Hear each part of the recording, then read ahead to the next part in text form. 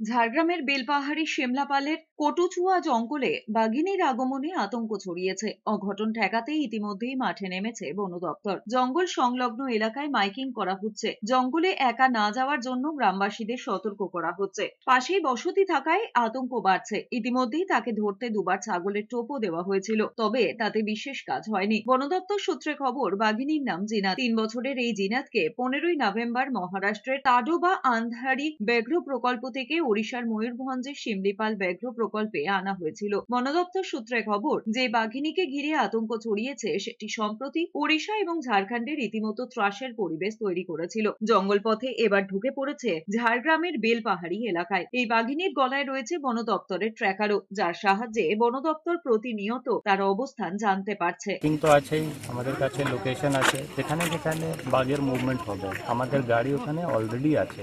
তো যেখানে যেখানে একটু সম্ভাবনা আছে কি ওখানে টাইগার মুভমেন্ট হতে পারে, আমাদের টিম স্টেশন আছে। আর গ্রামগুলোকে সকালে একটা অ্যালার্ট করা আছে, একটা মাইকিং করছিল। কী কী প্রিকশন নিতে হবে ওটাও ওর মধ্যেই ছিল।